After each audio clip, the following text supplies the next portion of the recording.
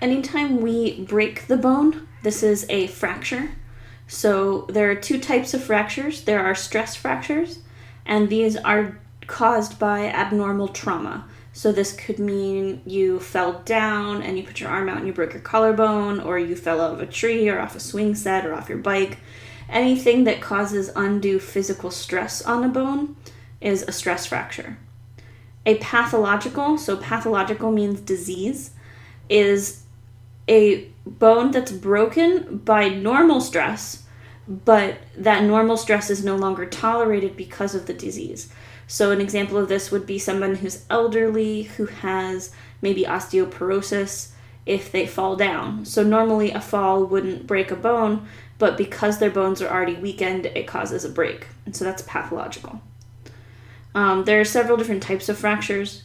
So here we've got a non-displaced fracture, and you can see that there's a crack here in the bone, but the actual bone alignment is not misaligned. So this non-displaced fracture, the bone isn't actually moved out of place. A displaced fracture, so we can see the break here, and you can see that this bone has moved. It should be right above this part, but it's moved over here.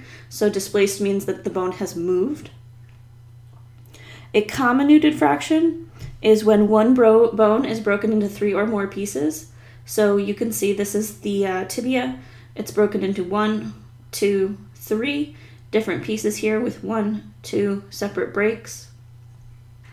And then a green stick fracture. So a green stick fracture happens when the bone is broken on one side but not on the other. So you can see that this bone, which is the ulna, is broken on this side, but it remains intact on this side, so it's kind of just snapped. So when fractures heal, the first step is a hematoma, or a bruise, and this causes what's called a large blood clot over the fractured spot. And within about 2 days, it starts to regenerate tissue. After that, a soft callus forms, and the soft callus is made out of collagen and cartilage, and this starts to kind of support the break on the outside. Eventually, osteoblasts lay down new bone, which is called a hard callus, and this is going to happen somewhere around 4 to 6 weeks.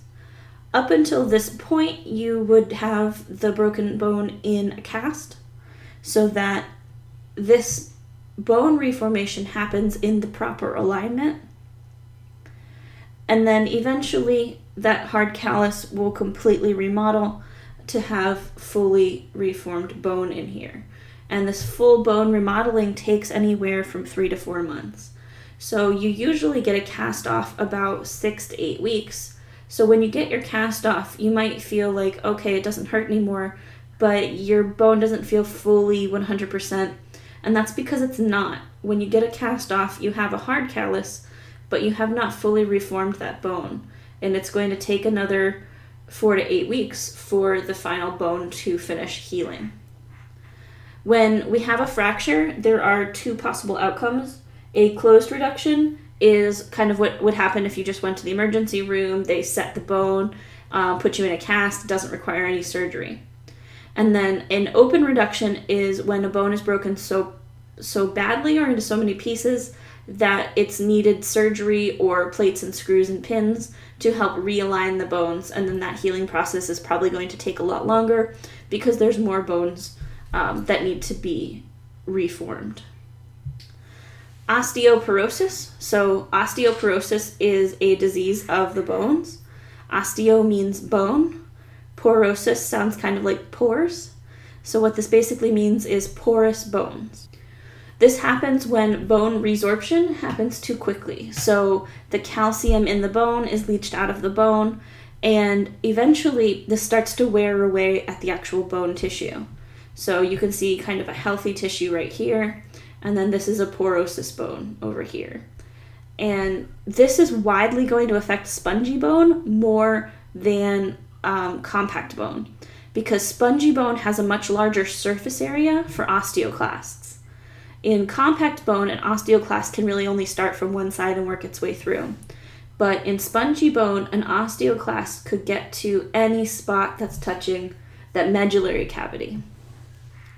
You might have seen elderly people who have this kind of kyphosis formation happening here. So what happens here is osteoporosis in the vertebrae of the spine, and so the actual spine becomes compressed, and that causes kind of this bending over stature. The osteoporosis bones are brittle, and they are subject to pathological fracture. So, for example, here's an osteoporosis hip. Most often hip fractures are going to happen right here. You can see a break right there, which it's not actually on the hip bone, it's on the femur, which is your thigh, between the head of the femur and kind of the shaft of the femur. And this is usually where it will break because that's a spongy bone and it's really thin. So osteoporosis is more common in women than men, and about 30% of women suffer from a fracture due to osteoporosis at some point in their life. By age 70, the average woman has lost about 30% of her bone mass. It's more common in women of European and American, Asian descent. African American women tend to have lower incidence of osteoporosis because they have more bone density to start with.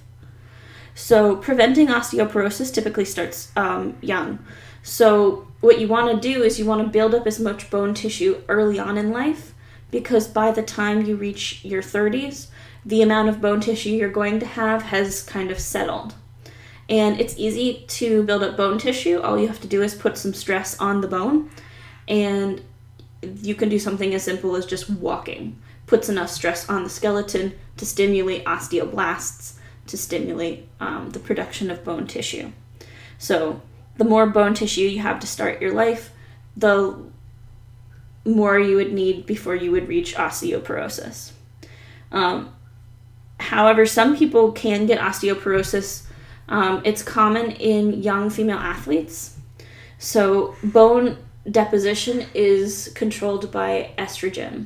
And some athletes, and I'm talking like athletic to the Olympic standards, are so thin that they have such little body fat that they actually they lose their period, they don't have enough estrogen, and so they don't secrete enough bone tissue. And so it's common for like Olympic level gymnasts to end up getting osteoporotic pathological fractures. This was also discovered in astronauts, the first ones that were sent out into space, because they were not putting enough gravity and stress on their bones while they're in space, and so the bones start to degenerate while they're in space. So take a moment and reflect on the degeneration of bone from osteoporosis.